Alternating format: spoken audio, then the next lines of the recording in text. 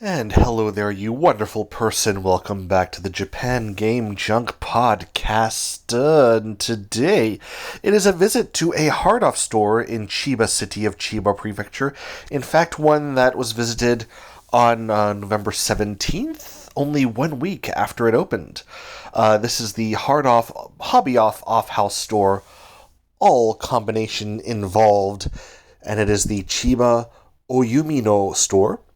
And yeah, let's see a few noteworthy things that were here. Anything strikes your fancy, maybe you pop on over. So, first thing that was noticed were there were a couple of Pikachu-based game systems. One was the Orange Pikachu Nintendo 64.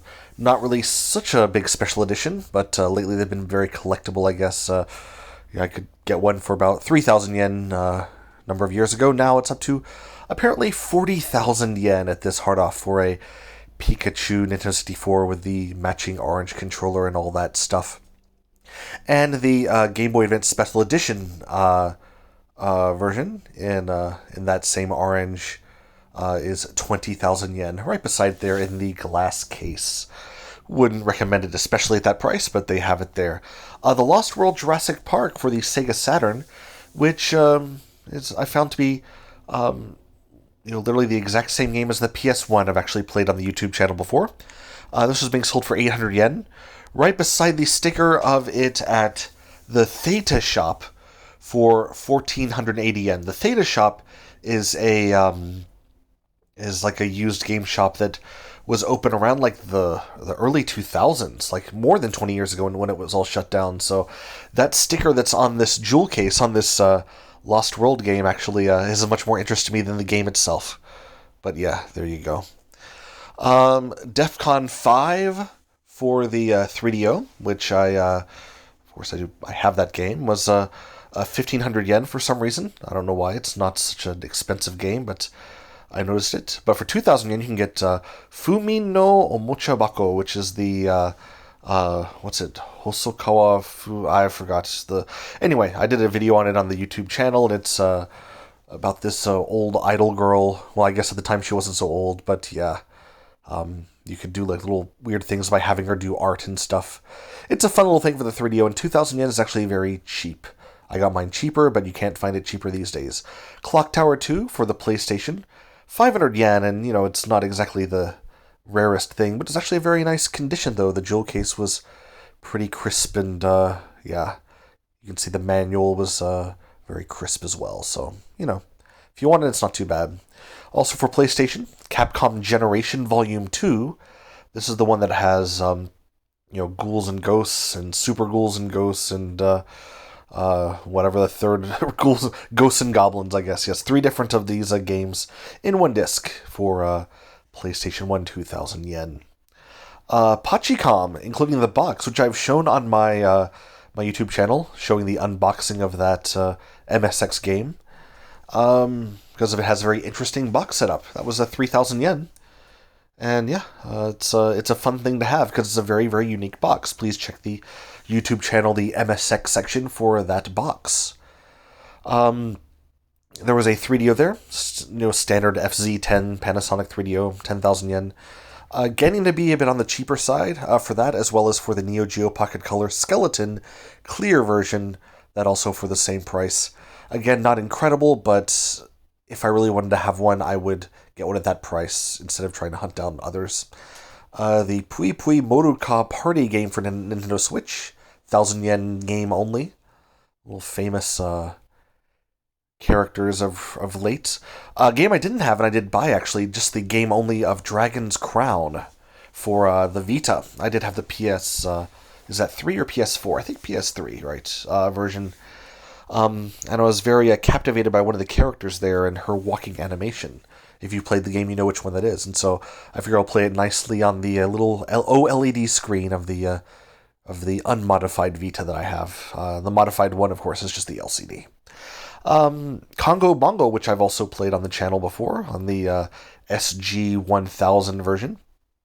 Section of the site. 3,000 yen. And these days it's kind of cheap for the cartridge only, so pick it up if you like. And then one of my favorite games for the Famicom Disk System, this is Otoki, a boxed version, 4,000 yen in the box has seen better days. I wouldn't pay that much for that myself. If I would, I'd pick it up for about 2,000 game only. But if you really want the box, yeah.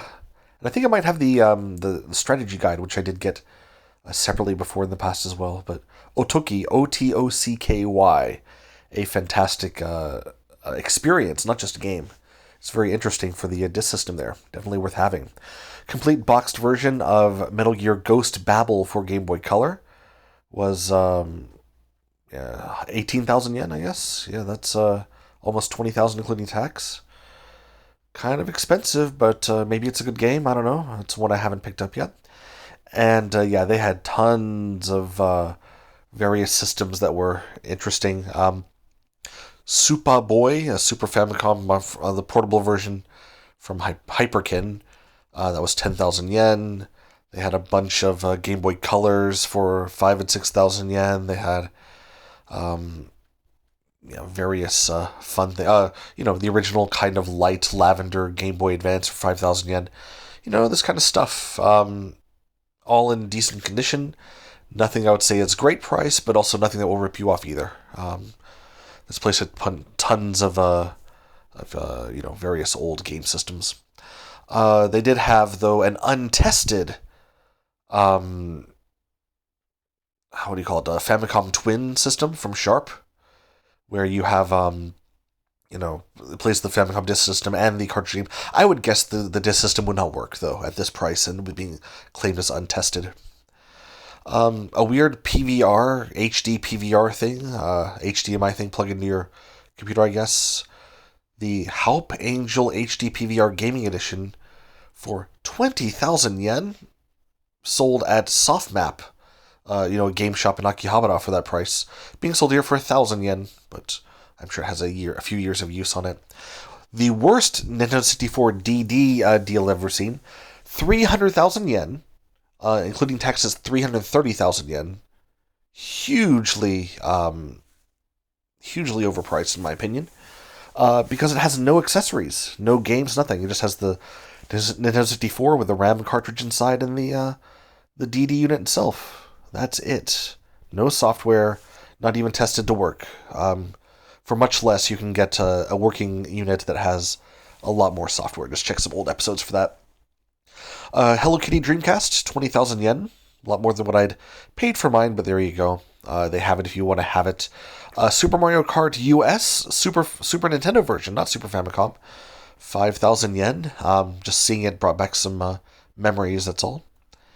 A weird pocket game called Soldier Fighter from Casio. Just a little LCD game there. I don't know if this is so rare, but it's priced like it is 15,000 yen, even though the box has seen better days.